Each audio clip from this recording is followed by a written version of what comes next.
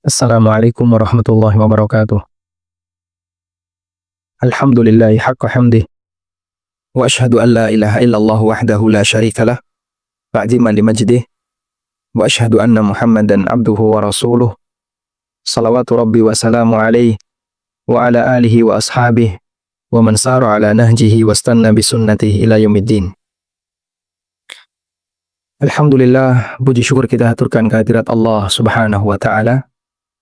Dialah yang memberikan kita limpahan hidayah, limpahan rahmat, dan berbagai macam keutamaan yang tidak pernah bisa kita hitung.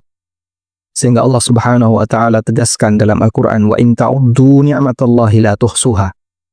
Kalau kalian berusaha untuk menghitung nikmat Allah, la tuhsuha. Niscaya kalian tidak akan mampu untuk menghitungnya. Dan nikmat yang diberikan oleh Allah kepada hambanya ada dua macam.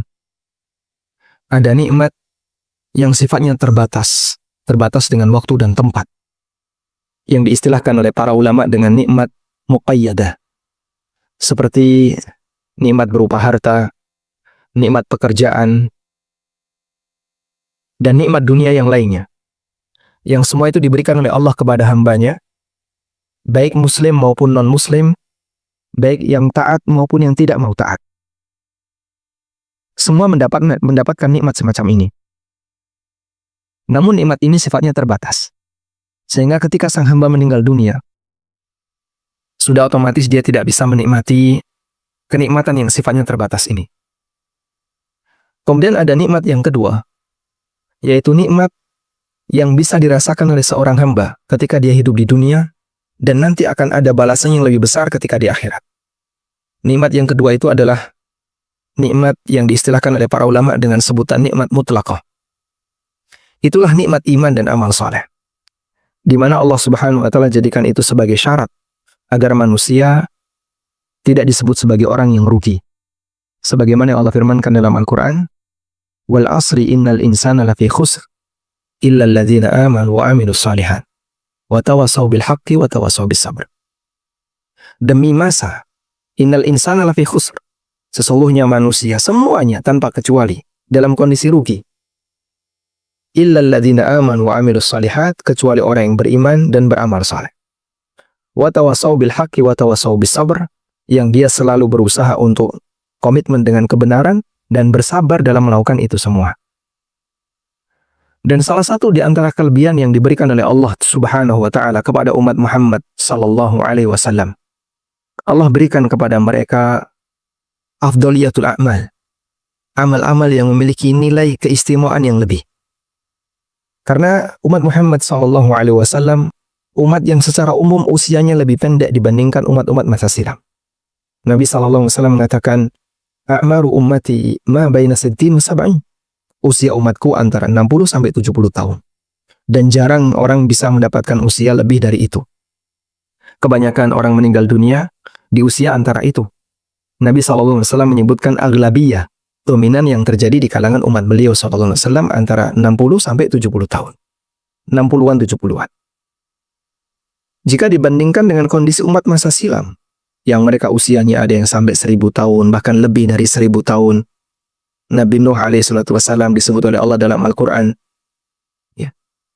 Beliau berdakwah kepada umatnya alfasanatin illa khamsina ama. 1000 kurang 50 tahun. Itu usia dakwah bersama umatnya, 950 tahun. Bukan usia Nabi Nuh, tentu saja usia Nabi Nuh lebih panjang daripada usia dakwahnya. Belum lagi umat-umat sebelumnya, dan umat-umat setelahnya yang usianya dikasih oleh Allah panjang-panjang. Sehingga mereka punya kesempatan untuk nambah amal lebih banyak. Namun Allah subhanahu wa ta'ala berikan keistimewaan bagi umat Muhammad sallallahu alaihi wasallam. Sekalipun bisa jadi usianya lebih pendek, tapi mereka punya kelebihan. Allah lipat gandakan banyak amal saleh yang mereka lakukan, yang mereka kerjakan, agar tidak kalah saing dengan umat-umat sebelumnya.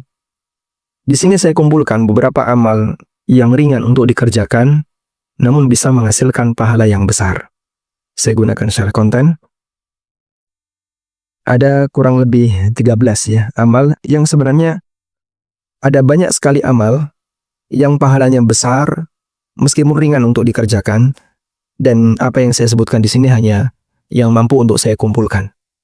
Barangkali Bapak Ibu bisa menemukan amal yang lain atau menemukan amal yang lain yang disebutkan dalam hadis sahih dan bernilai pahala besar. Jika memang itu sahih, silakan untuk diamalkan. Baik, terkait masalah amal ringan yang bernilai pahala besar, di tengah umat manusia, di sana ada 3 golongan. Pertama, ada golongan yang mereka terlalu berlebih-lebihan dalam masalah ini. Sehingga sampai dia itu menetapkan banyak sekali amal ringan yang pahalanya besar, sekalipun berdasarkan hadis yang jelas palsu, atau hadis yang statusnya dhaif jiddan, sangat lemah sekali.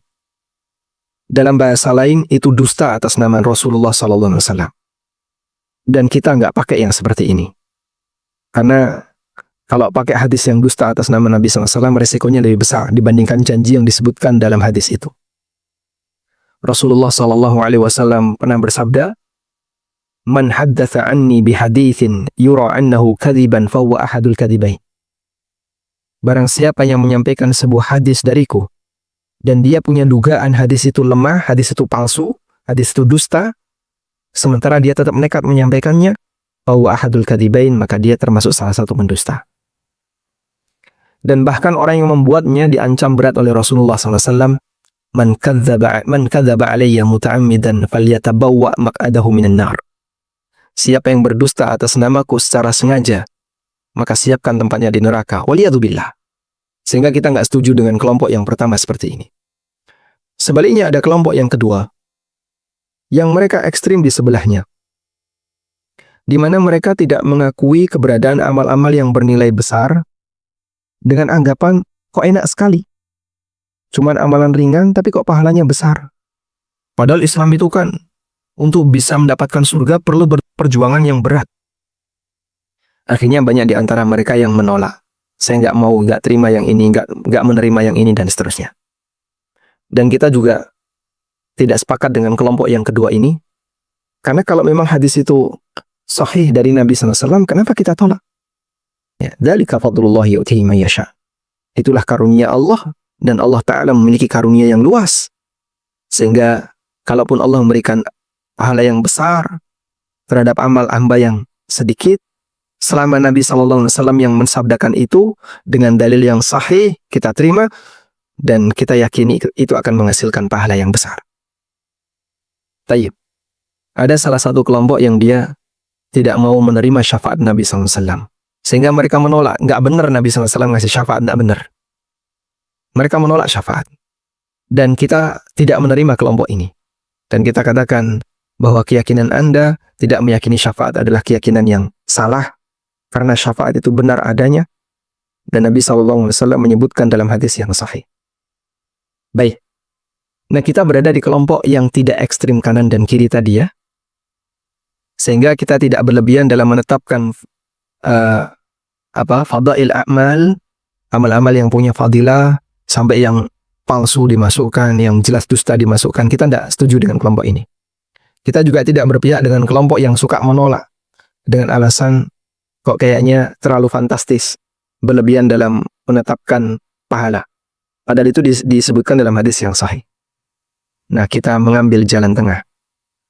Selama hadis itu sahih dari Nabi SAW, dalil itu sahih, berkaitan dengan pahala amal, kita terima.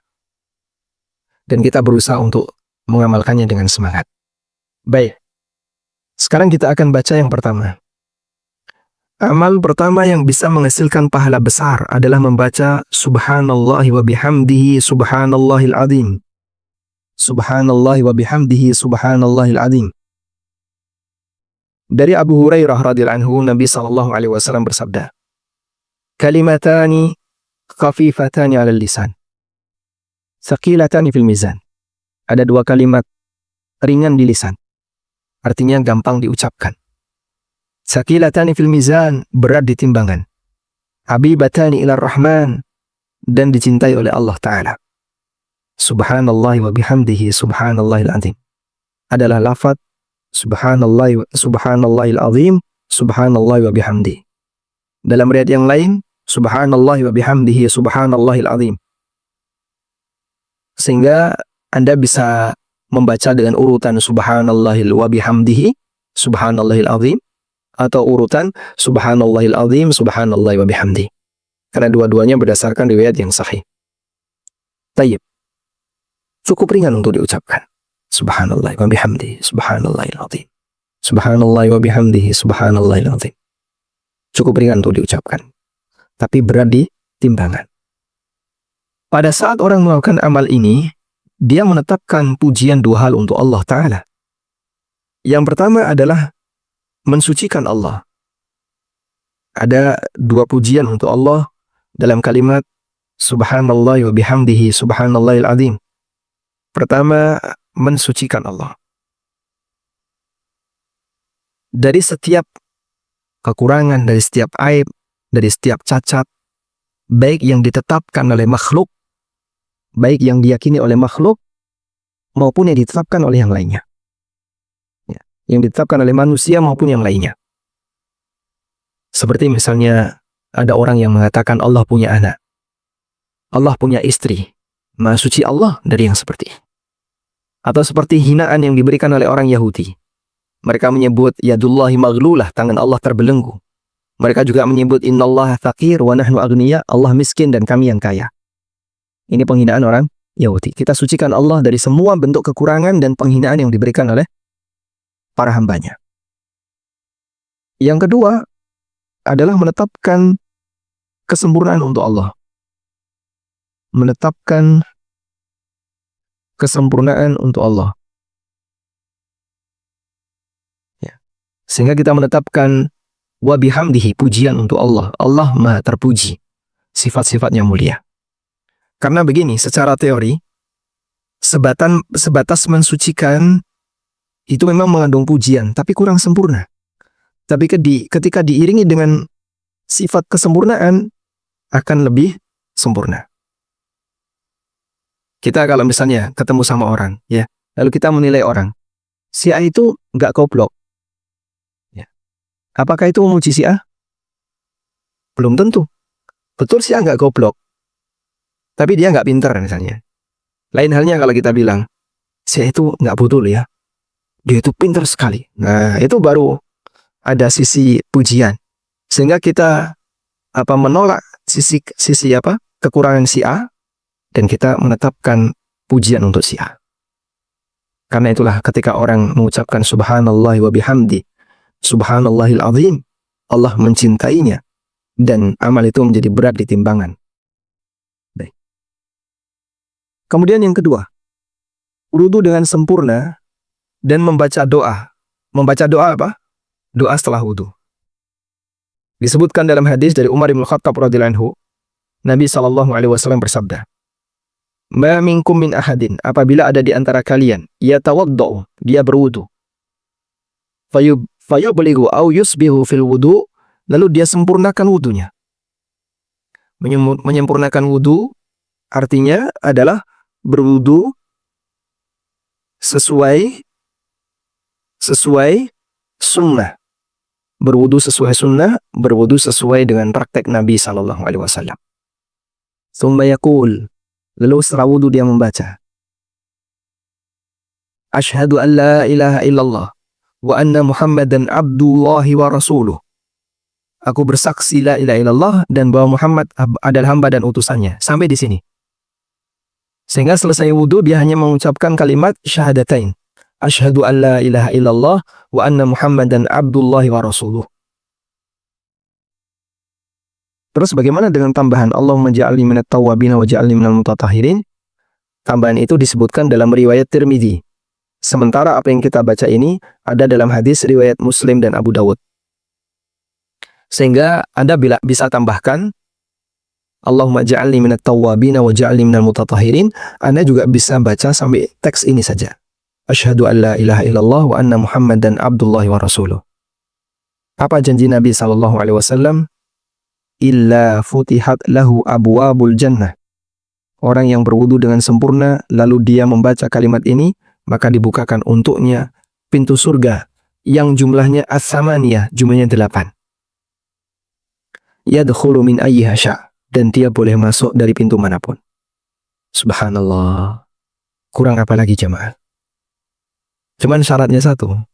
kita perlu tahu bagaimana cara wudhu yang benar, biar bisa disebut wudhu yang sempurna, wudhu yang berdalil. Sehingga jadikan wudhu Anda berdalil.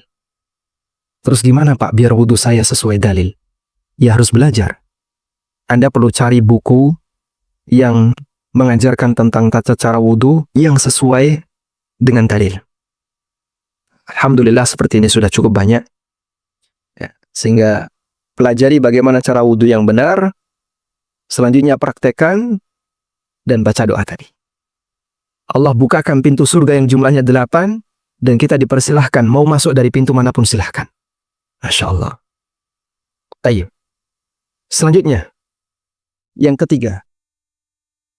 Dalam hadis yang ketiga, menghadiri sholat Jumat di awal waktu dengan memperhatikan adab-adabnya. Saya ketika mendengar pertama hadis ini kaget. Dan barangkali semoga nanti Anda juga ikut kaget ya. Nabi SAW bersabda, "Man igtasala yaumal jum'ah." Barang siapa yang mandi di hari Jumat, wa ghassala, dan dia keramas, wa bakkara wa btakara, dan dia datang pagi, wa bakkara wa btakara, dia datang pagi, dia berangkat pagi, dia persiapan pagi, wadana, dan dia mendekat ke imam, wastama'a, dia memperhatikan, wa ansata, dan diam. Sehingga dia datang pagi, mungkin masjid masih kosong, bukannya di tempat di belakang, tapi dia maju mendekat ke mihrab, mendekat ke mimbar. Apa kata Rasulullah SAW? Kana lahu bikulli khutwatin yakhtuha. Maka setiap langkah yang dia langkahkan, sehingga dia jalan kaki, dia nggak pakai kendaraan, dia jalan kaki. Setiap langkah yang dia langkahkan, ajru sanatin siyamuha wa qiyamuha, diganjar oleh Allah berupa balasan pahala setahun untuk sholat dan puasanya. Subhanallah. Setiap langkah itu bernilai seperti pahala sholat dan puasa setahun, satu langkah. Karena itu kata Abu Zur'ah, Imam Abu Zur'ah mengatakan dalam sebuah pernyataan beliau, "La a'lamu hadisan katsiras sawab." Aku belum pernah menjumpai sebuah hadis yang pahalanya banyak, ma'akillatil amal, padahal amalnya cuma sedikit, as-sahha min hadzal hadis, yang lebih sahih dibandingkan hadis ini. Subhanallah. Coba bayangkan. Setiap langkah dibalas oleh Allah, setiap langkah dibalas oleh Allah seperti pahala puasa dan sholat setahun. Masya Allah. Sehingga jamaah yang seperti ini kalau kita tahu, seharusnya memberikan motivasi besar bagi kita. Bisa nggak saya mengamalkannya? Cuman kayaknya kalau PNS sulit ya. Karena kan harus kantor. Anda yang kerja di kantor, sulit mengamalkan hadis ini karena harus ngantor. Tapi bagi Anda yang hari Jumat libur, ya berharap saja merahnya di hari Jumat. Anda bisa berangkat pagi sekali menuju masjid untuk Jumatan. Saya menemukan sebuah video ya.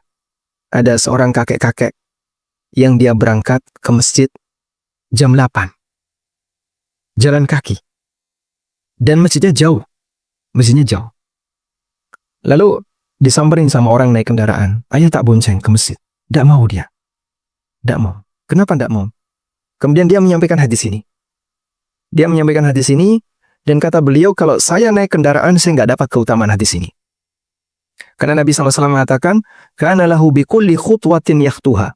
Setiap langkah yang dia langkahkan, ajra sanatin, maka dia mendapatkan pahala. Berupa pahala sholat dan puasa selama setahun. Jadi kalau saya naik kendaraan, nggak bisa melangkah. Akhirnya dia nekat, tetap berjalan. Kemudian, si orang ini yang naik kendaraan ini mengatakan, dia tidak ke masjid, cuman dia satu jalur. Loh, ini masih pagi sekali, baru jam 8. Kata si kakek ini, ana mutaakhir, saya sudah telat ini. Seharusnya jam 7. Ana mutaakhir, saya sudah telat. Masya Allah. Sehingga perlu perjuangan ya untuk bisa mendapatkan keutamaan pahala ini. Berangkat pagi-pagi, kemudian ke masjid, Jumatan, jalan kaki. Selanjutnya, Yang keempat, salat duha 2 rakaat. Dari Abu Dzar radhiyallahu anhu, Nabi SAW bersabda, ya, yusbihu ala kulli sulama min ahadikum sadaqah. Setiap pagi ruas tulang kalian itu harus disedekahi. Setiap pagi ada kewajiban mensedekahi ruas tulang. Padahal kita punya 360 ruas tulang. Sehingga kalau ada, coba dihitung ya, 360 ruas. Yang ini harus disedekahi, ada kewajiban untuk sedekah. Untuk 360 ruas. Andaikan Bapak Ibu dalam sehari, tugas dalam satu pagi itu sedekahnya senilai 1.000 rupiah aja. Berarti Anda tiap hari harus mengeluarkan duit senilai 360.000 per hari. Coba. 360.000 per hari. Satu bulannya berapa ini? Kali 30. 10 juta. Masya Allah ya, akor kita jadinya ya. 10 juta. 10,8 juta per bulan. Mungkin kita tekor. Iya, gaji kita nggak sampai sekian. Namun, Nabi SAW menyebutkan, sedekah itu bisa digantikan dengan beberapa amal. Fakullu tasbihatin sadaqah. Setiap ucapan subhanallah jadi sedekah. Sehingga satu ruas tersedekahi dengan subhanallah. Membaca alhamdulillah jadi sedekah. La ilaha illallah jadi sedekah. Tullu takbiratin, takbir Allahu Akbar jadi sedekah. Amrun bil ma'ruf sedekah. Miru orang berbuat baik sedekah. Ayo sholat sedekah. Anda ajak-ajak orang untuk ikut ngaji, insya Allah jadi sedekah. Wa nahyun 'anil munkari sedekah. Lihat orang nggak puasa, kita melarang dia sedekah. Nahi munkar sedekah. Dan kata Nabi SAW, wa yujzi'u min dzalika rak'atani yarka'uhuma minad duha. Dan itu bisa digantikan dengan 2 rakaat di waktu duha. Masya Allah. Sehingga dengan mengerjakan 2 rakaat salat duha, tugas untuk bersedekah sebanyak 360 selesai. Kata Imam Ibn Utsaimin rahimahullah, kata Imam Ibn Utsaimin, jadi 2 rakaat duha menggantikan tugas 360 sedekah. Jika orang tidak sholat duha, maka setiap amal yang ini ekivalen dengan amal-amal yang kita kerjakan. Dzikir, tahlil, dan aneka amal yang kita lakukan.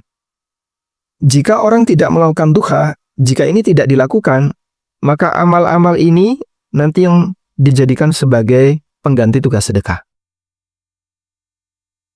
Tapi kalau duha ini kita kerjakan, maka duha ini yang menjadi pengganti, lalu ini aman.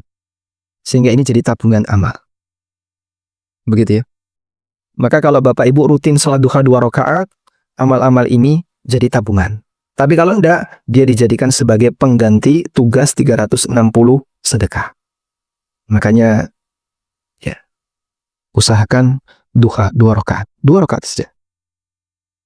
Pak, tapi saya masuk kantor berangkat gelap pulang gelap. Ya, kalau dalam kondisi normal ya, tidak pandemi. Berarti Anda kerjakan waktu di kantor. Bisa nggak minta waktu sebentar? Barang 5 menit. Untuk wudhu, ya, wudhu 3 menit, sholat 3 menit. Berarti 7 menit. Kalau bisa, alhamdulillah. Kalau nggak bisa ya rezekinya ya. Ya. Jadi, semoga bisa dilakukan dan bisa dirutinkan. Berikutnya kelima, berzikir di masjid setelah subuh. Tapi ini ada rangkaiannya. Dari Anas bin Malik radhiyallahu anhu, Nabi SAW bersabda, Man shallal ghadata fi jama'atin. Siapa yang sholat subuh berjamaah, salatnya harus berjamaah di masjid. Sehingga bukan sholat sendirian. Tsumma qa'ada yadhkurullah, lalu dia duduk berzikir. Hatta tatlu asy-syamsu, sampai terbit matahari. Tsumma shalla rak'atain, kemudian dia salat 2 rakaat. Baik, sekarang coba perhatikan urutannya apa saja. 1, sholat subuh. 1. 2, dilakukan secara berjamaah, berarti di masjid. 3 dia duduk, nggak ngadeg, nggak berdiri. Ngapain duduk? Bukan tidur, tapi zikir. 4 zikir. Batasnya sampai kapan? Sampai terbit matahari. 5. Summa shalla rak'atain, lalu dia salat 2 rakaat yang ke-6. Baik. Siapa yang melakukan 6 rangkaian ini? Kata Nabi SAW, kanat lahu ka'ajri hajjatin wa umrah. Maka dia mendapatkan pahala seperti pahala haji dan umrah. Pahala haji dan umrah. Tamatin, tamatin, tamatin. Sempurna, sempurna, sempurna. Masya Allah. Nah, kemudian ulama beda pendapat. Duduk di sini apakah harus duduk di tempat sholat? Ataukah boleh pokoknya dalam ruangan masjid, meskipun geser? Ada yang mengatakan harus di tempat sholatnya. Sehingga dia salam di mana, dia duduk di situ. Nggak geser. Maka dia duduk di situ sambil berzikir dan tidak geser. Dan ada yang mengatakan tsumma qa'ada yadhkurullah, dia duduk sambil mengingat Allah di sini selama masih di dalam masjid. Sehingga ada 2 pendapat di sini. Ada yang mengatakan di tempat sholat. Di tempat sholat artinya tempat dia mengerjakan sholat. Ada yang mengatakan di dalam masjid. Selama pokoknya dia nggak keluar masjid, dia tetap mendapatkan keutamaan ini. Dan sebagai kehati-hatian, kalau Bapak ingin serius, lakukan yang pertama. Begitu salam, di situ nggak geser, tetap di sajadahnya, di tempat sholatnya, nggak pindah duduk zikir sampai terbit matahari. Terbit matahari ini kapan? Terbit matahari setinggi 1 tombak. Atau yang itu adalah 15 menit setelah syuruk. Nah, sehingga kalau jam masjid itu bunyi, alarm titit bunyi, itu syuruk. Tunggu 15 menit lagi. Karena dia 15 menit setelah syuruk. Baik. Selanjutnya yang ke-6, membaca Al-Quran. Dari Ibnu Mas'ud radhiyallahu anhu, Nabi SAW bersabda, man qara'a harfan min kitabillah walahu bi hasanatun. Siapa yang membaca 1 huruf Al-Quran, maka Allah kasih pahala 1. Wal hasanatu bi asyri amsalihha, dan setiap 1 pahala dilipatkan 10 kali. Kata Nabi SAW, la aqulu alif lam mim harfun. Di sini ada huruf ha yang terbuang ya. La aqulu alif lam mim harfun. Walakin alifun harfun wa lam harfun wa mim harfun. Aku tidak mengatakan orang yang membaca alif lam mim berarti baca 1 huruf.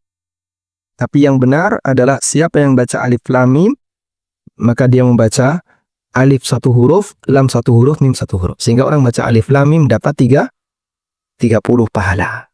Masya Allah. Sehingga kalau Bapak Ibu membaca kalimat Alhamdulillah, Alhamdu saja. Ada berapa huruf ini? 4. Alif, lam, ha, mim, dal. 5 huruf. Ada 5 huruf. Tambah lillah. Ada berapa huruf? Lam, li, ya. Allah. Alif, lam, ha. Ada 5 huruf. Subhanallah. Baca Alhamdulillah 100 pahala. Kurang apa? Tinggal selanjutnya mau atau tidak.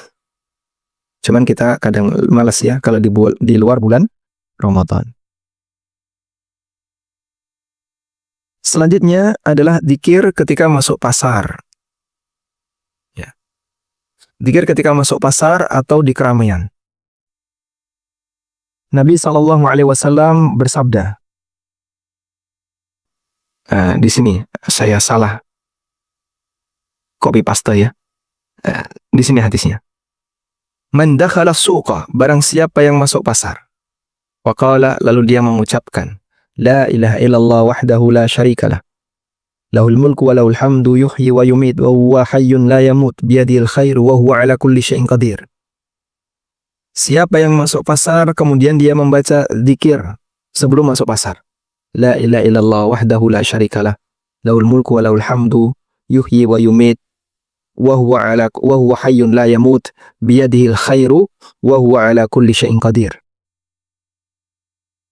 Kataballahu lahu alfa alfi hasanatin maka Allah catat untuknya dia mendapatkan 1.000.000 pahala. Alfa alfi hasanatin. 1.000.000 pahala. Jadi dalam bahasa Arab, angka terbesar itu 1.000.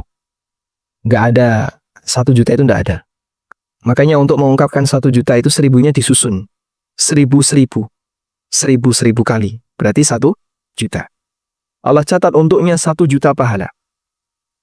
Wa maha anhu alfa alfi sayyi'atin. Dan Allah hapus darinya 1.000.000 dosa. Wa rafa'a lahu alfa alfi darajatin. Dan Allah angkat untuknya 1.000.000 derajat. Subhanallah. Dan ulama khilaf tentang status hadis ini. Kata Al-Mundhiri, isnaduhu muttasil hasan. Sanadnya muttasil hasan. Sanadnya bersambung dan hasan. Baik. Kemudian di sini ada, ini hadis ini seharusnya ditaruh di atas ya. Saya salah naruh hadis. Nah, ada amal yang ke-8 yaitu sholat berjamaah di masjid. Ini memberikan pahala yang besar. Nabi SAW pernah mengatakan, "Man kharaja min baitihi mutatahhiran." Siapa yang keluar dari rumah dalam kondisi bersuci, kemudian dia melaksanakan sholat jamaah di masjid, maka pahalanya ka'ajri hajin muhrim, seperti orang yang sedang haji dalam kondisi ihram. Karena dia sedang melakukan rangkaian ibadah. Mulai dari wudhu, lalu dia keluar rumah, kemudian dia menuju masjid atau menuju tempat sholat, menuju musala, kemudian dia sholat di situ. Dia mendapatkan pahala sebagaimana orang yang haji dalam kondisi ihram. Nah. Selanjutnya ke-9, berzikir ketika terbangun saat tidur. Dalam hadis yang diriwayatkan oleh Bukhari, Nabi SAW bersabda, "Man ta'ara minal lail." Siapa yang ngelilir, ya, terjaga di waktu malam. Ya, masih jam 1 atau jam 2, kebangun dia. Faqala, lalu dia membaca, "La ilaha illallah wahdahu la syarikalah. Lahul mulku wa lahul hamdu wa huwa ala kulli syai'in qadir. Alhamdulillah. Wa subhanallah. Wa la ilaha illallah. Wallahu akbar. Wa la hawla wa la quwwata illa billah." Zikir umum yang biasa kita baca. Siapa yang terjaga di waktu malam, lalu dia membaca zikir ini. La ilaha illallah wahdahu la syarikalah. Lahul mulku wa lahul hamdu wa huwa ala kulli syai'in qadir. Alhamdulillah. Subhanallah. Wa la ilaha illallah. Wallahu akbar. Wa la hawla wa la quwwata illa billah. Summa qala, lalu dia mengucapkan, Allahumma gfirli, ya Allah ampunilah aku. Atau dia berdoa,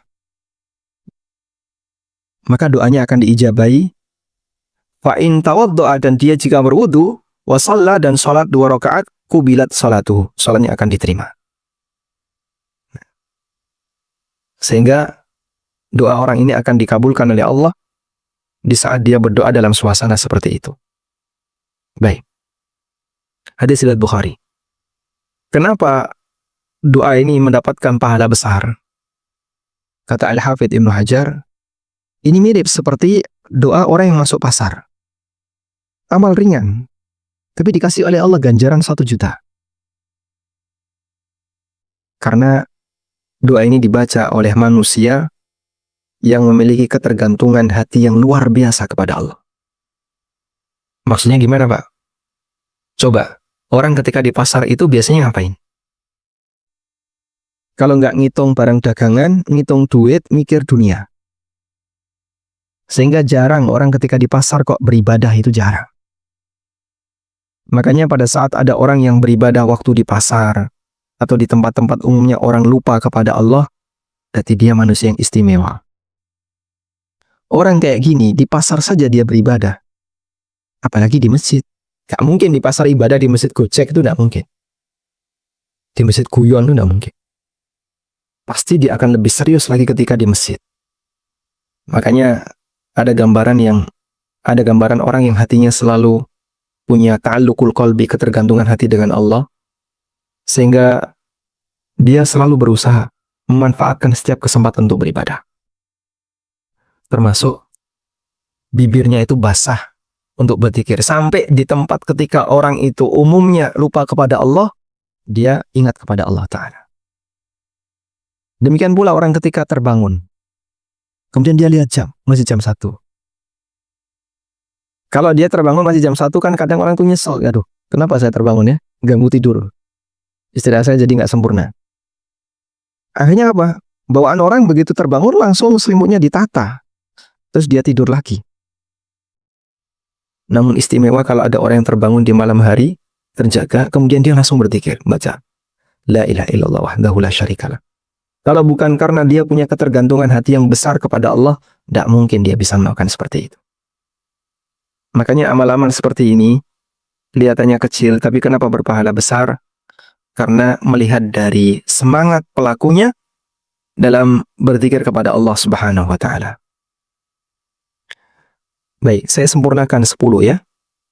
Masih ada yang lainnya, nanti Bapak Ibu bisa baca. Insya Allah artikel ini akan saya kasihkan ke panitia. Yang ke-10, salat sunnah 2 rakaat sebelum subuh. Dari Aisyah radhiyallahu anha, Nabi sallallahu alaihi wasallam bersabda, "Raka'atul fajri khairum minad dunya wa ma fiha." 2 rakaat fajar. 2 rakaat fajar itu qobliyah subuh.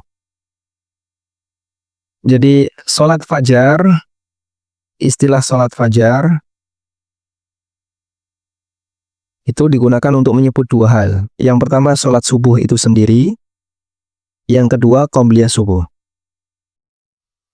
Sehingga kalau ada istilah salat fajar, lihat konteksnya. Kalau konteksnya maknanya subuh, ya dipahami sebagai salat subuh. Kalau konteksnya qobliyah subuh, dipahami qobliyah subuh. Dan di sini konteksnya adalah qobliyah subuh. Raka'atul fajri khairum minad dunya wa ma fiha.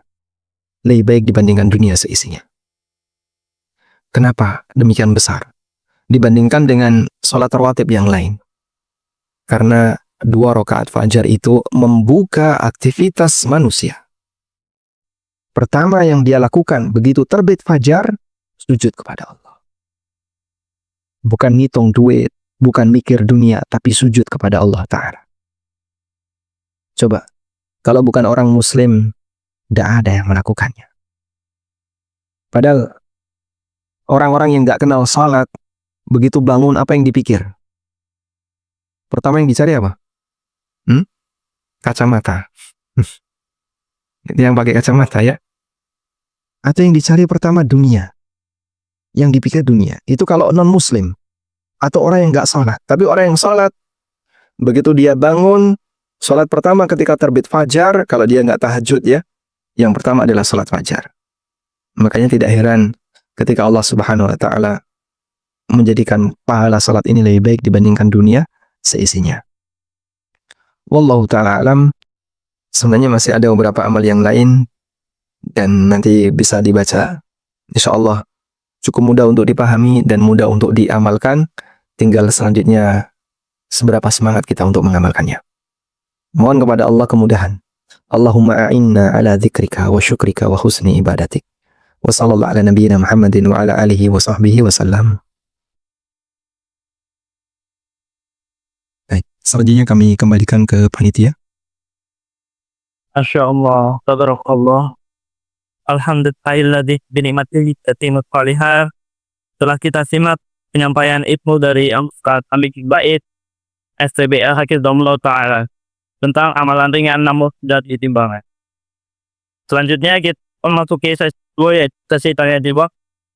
Tafadhol pada para ikhwan wa akhwat bertanya dapat disampaikan di konten.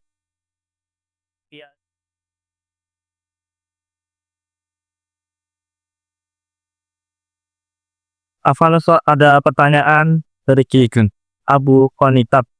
Assalamualaikum. Kan kala izin bertanya, apakah bisa melakukan iktikaf di masjid kantor? Apakah bisa iktikaf di masjid kantor? Yang pertama, ulama berbeda pendapat tentang apakah iktikaf itu boleh di masjid selain 3 masjid. 3 masjid itu Masjidil Haram, Masjidil Aqsa, Masjid Nabawi, dan Masjidil Aqsa. Ada yang mengatakan iktikaf hanya boleh di 3 masjid ini. Selain itu tidak sah sebagai iktikaf. Dan itu pendapat Hudzaifah Ibn Yaman. Dan wallahu alam, sebagian ulama mengatakan hanya Hudzaifah yang punya pendapat seperti ini. Sementara jumhur sahabat mereka tidak sependapat dengan Hudzaifah. Dan pendapat yang benar adalah ma'al jumhur, pendapat jumhur ulama, jumhur sahabat, bahwa i'tikaf boleh di masjid selain 3 masjid tadi. Dan Allah berfirman, wala tubashiruhunna di surat Al-Baqarah, wala tubashiruhunna wa antum akifuna fil masajid. Janganlah kalian menggahului istri kalian ketika kalian sedang i'tikaf di masjid. Dan lafaz masjid di situ umum untuk semua masjid. Baik. Kemudian masjid itu ada 2. Ada masjid jami', ada masjid jamaah. Apa itu masjid jami'? Masjid jami' adalah masjid yang dipakai untuk Jumatan. Kalau dipakai Jumatan, sudah barang tentu dipakai jamaah. Sehingga sholat 5 waktu selalu ada, dan ketika Jumatan juga dipakai. Namanya masjid jami'. Kemudian ada masjid jamaah. Apa itu masjid jamaah? Masjid yang dipakai jamaah, tapi nggak dipakai Jumatan. Kita menyebutnya apa? Musola. Dan para ulama mengatakan, selama itu masjid, di mana orang bisa mengakses untuk sholat di situ, maka bisa dipakai untuk i'tikaf. Ya. Dan wallahu a'lam, apakah disyaratkan harus masjid yang umum dalam arti sudah menjadi masjid wakaf? Memang ada khilaf di antara para asatidzah yang ada di negara kita. Ada yang mengatakan harus masjid wakaf.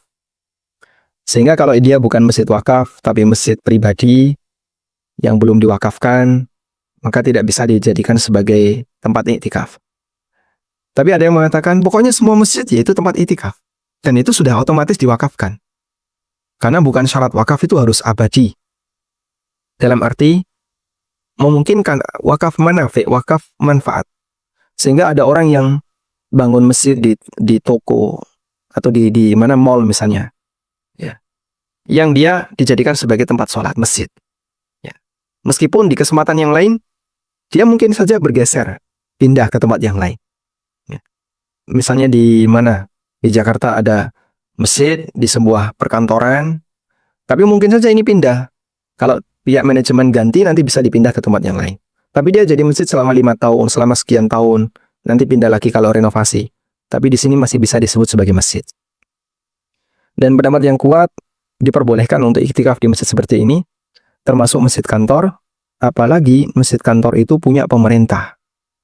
Dan punya pemerintah, artinya pemerintah sudah mengalokasikan wilayah ini untuk jadi masjid, sehingga itu adalah masjid negara, maka sudah sangat kuat untuk bisa disebut sebagai masjid wakaf. Wallahu a'lam.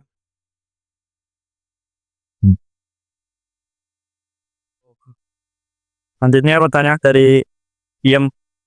Ustaz, apakah di rumah bisa dihitung i'tikaf dan apakah ada syarat tertentu?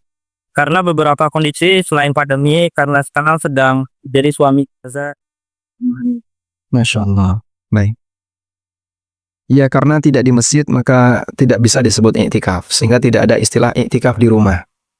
Nabi SAW, beliau pernah i'tikaf di masjid.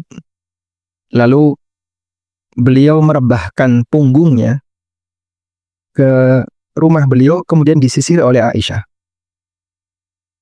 Jadi seperti yang kita tahu, denah Masjid Nabawi. Masjid Nabawi kiblatnya menghadap ke arah mana? Masjid Nabawi kiblatnya menghadap ke arah Ka'bah. Ya betul ya, semua kiblat menghadap. Baik. Masjid Nabawi kiblatnya menghadap ke arah selatan. Ini Masjid Nabawi. Oh ya, belum ya. Belum share screen ya.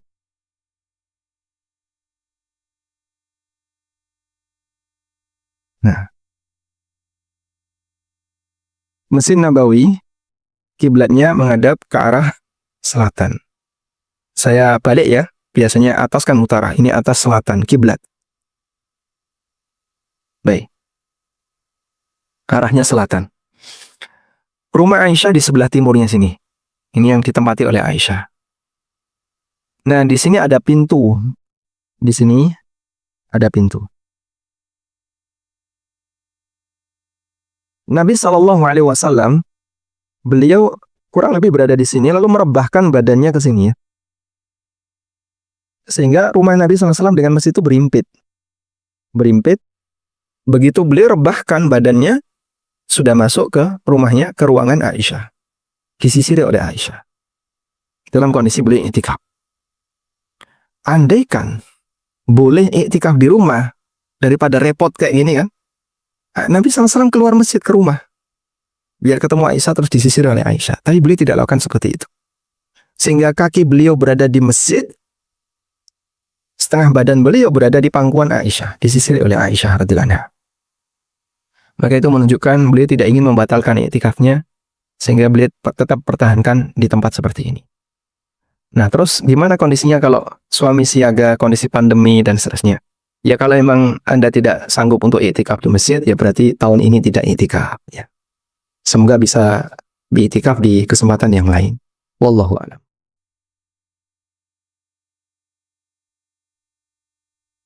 Ini Ustaz, pertanyaan dari Ake Sispandi Agung.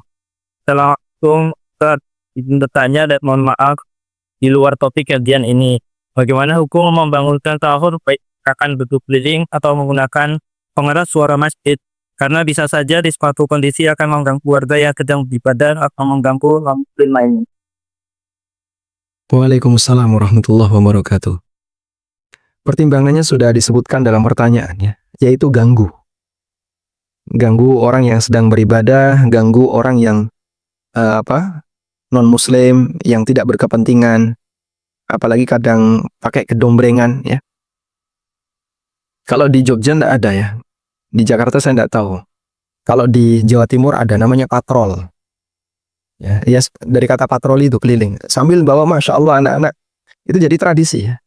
Jam 2 mereka tuh udah bangun, bawa embreng, bawa wajan, bawa, Masya Allah. Jadi kalau ibu saya naruh alat masak di luar, malam hari hilang. Nah itu dipakai itu, tabu-tabuan. Berisiknya luar biasa. Kadang mereka bawa orchen, ya, keliling pakai mobil.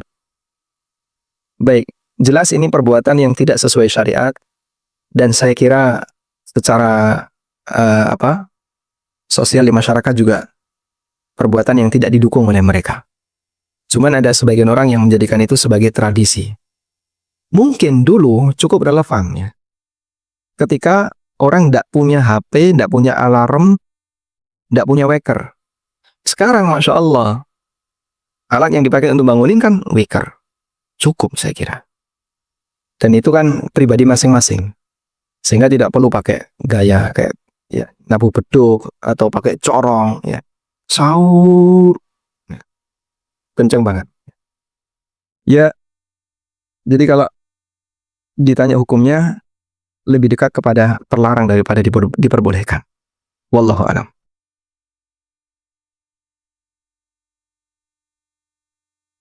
Jauh. Selanjutnya ada pertanyaan dari Anita Mila apa Ustaz?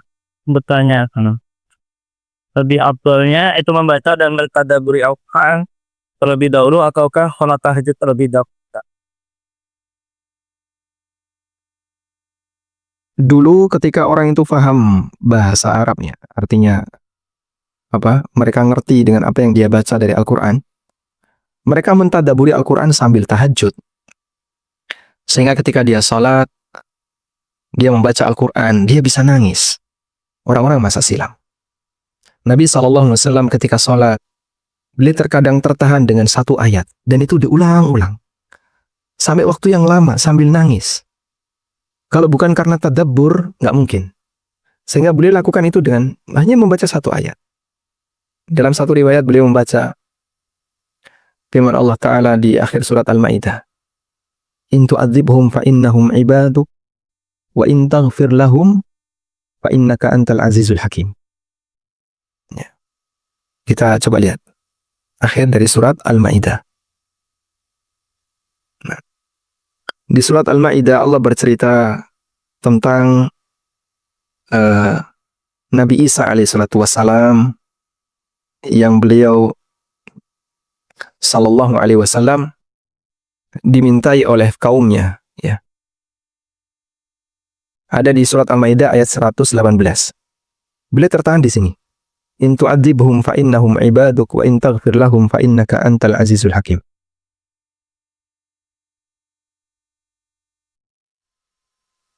Ya Allah, Kalaupun engkau menghukum mereka, engkau menyiksa mereka, yaitu para hambamu, fa innahum ibaduk, mereka itu hambamu. Kalaupun kau hukum mereka, kau siksa mereka, mereka itu hambamu ya Allah. Wa in taghfir lahum fa innaka antal azizul hakim.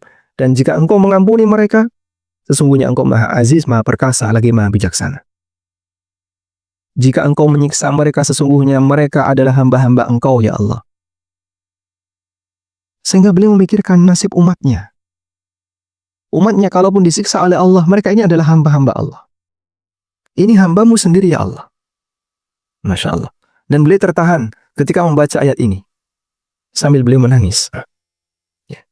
Sambil mentadaburi kondisi umatnya. Sehingga mereka bisa tadabbur sambil sholat. Cuman Pak, kondisi mereka kan tidak sebagaimana kita. Kita punya keterbatasan. Apa yang kita baca, kita tidak paham. Terus bagaimana caranya agar kita bisa mentadaburi Al-Quran?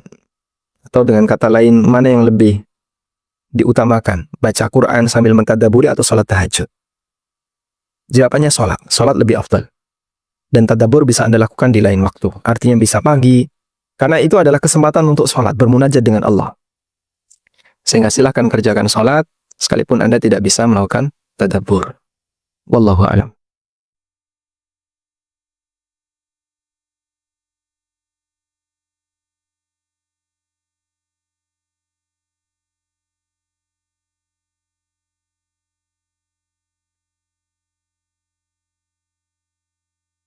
Baik.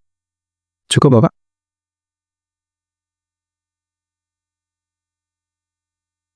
Ya. Pak Saka? Nggak ada suaranya. Sepertinya beliau disconnect mungkin ya Pak. Disconnect ya? Siap. Mungkin ditunggu sebentar. Baik.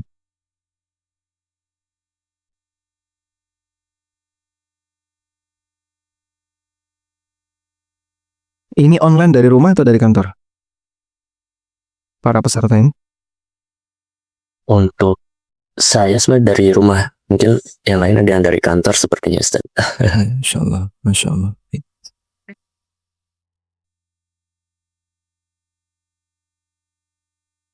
Iya, beli disconnect ya.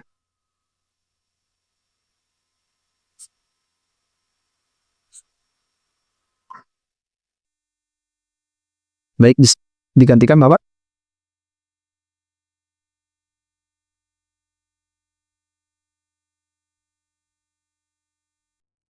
Iya, freeze beliau.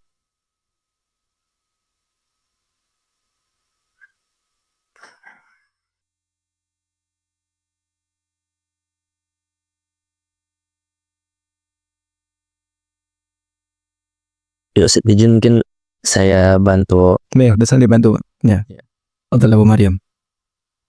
Ustaz mungkin seperti di kolom chat itu ada beberapa pertanyaan. Mungkin ada yang dari Diki Yuda. Assalamualaikum Ustaz, izin bertanya, apakah pahala menyiapkan hidangan buka dan sahur dengan memasak sendiri sama utamanya dengan menyiapkannya dengan membeli makanan di luar? Terima kasih. Tafadhol Ustaz. Waalaikumsalam warahmatullah. Menilai sisi keutamaan itu ada banyak faktor ya. Menilai sisi pahalanya lebih besar mana, ada banyak faktor.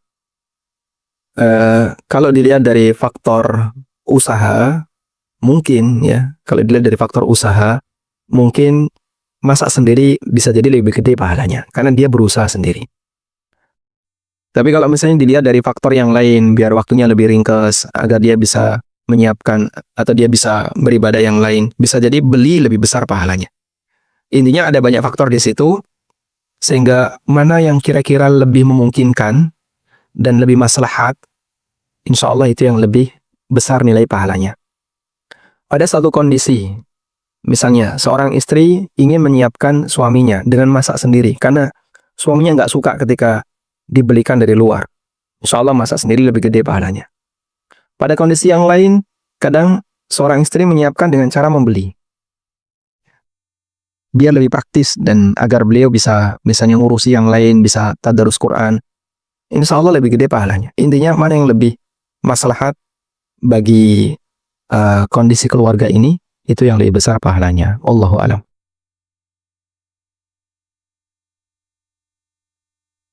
Baik. Ada satu pertanyaan, saya anggap ini terakhir ya, dari Pak Aditya. Iya. Assalamualaikum. Waalaikumsalam. Adakah batasan waktu i'tikaf? Misal kita datang tengah malam ke masjid atau harus dimulai selesai sholat tarawih? Yang kedua, bagaimana hukumnya sholat tahajud setelah kita sholat witir di waktu sholat tarawih? Nah, yang pertama tentang waktu minimal i'tikaf, ulama khilaf. Ada yang mengatakan waktu minimalnya semalam. Sehingga kalau semalam berarti Anda harus masuk masjid sebelum maghrib. Dan nanti keluar setelah subuh.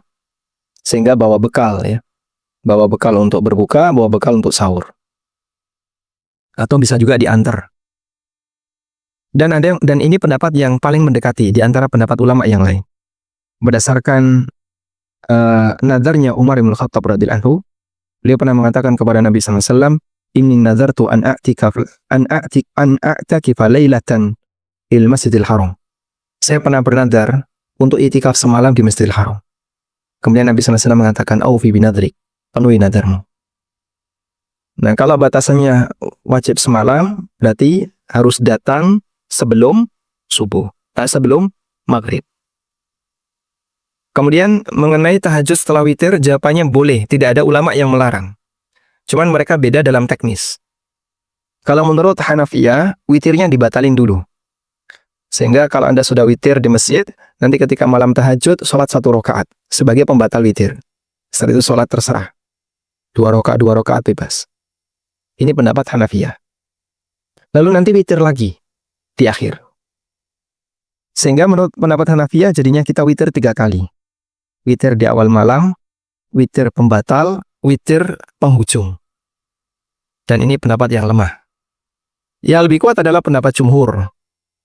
Silahkan sholat tahajud dengan jumlah rakaat terserah, tapi nanti tidak boleh witir lagi. Karena Nabi SAW mengatakan, la witrani fi lailah. Tidak boleh ada 2 witir dalam waktu satu malam. Dan ini insya Allah yang lebih mendekati, sehingga witir itu bukan pembatas akhir sholat, orang masih boleh sholat setelah witir. Wallahu ta'ala alam, demikian yang bisa kita sampaikan, semoga bermanfaat, dan semoga Allah memberikan kita kemudahan untuk bisa mengamalkan amalan-amalan yang ringan dan berpahala besar. Wassallallahu ala nabiyyina Muhammadin wa ala alihi wa sahbihi wa sallam. Wa akhiru da'wana anilhamdulillahi rabbil alamin. Subhanakallahumma wa bihamdika. Asyhadu an la ilaha illa anta astaghfiruka wa atubu ilaik. Wassalamualaikum warahmatullahi wabarakatuh.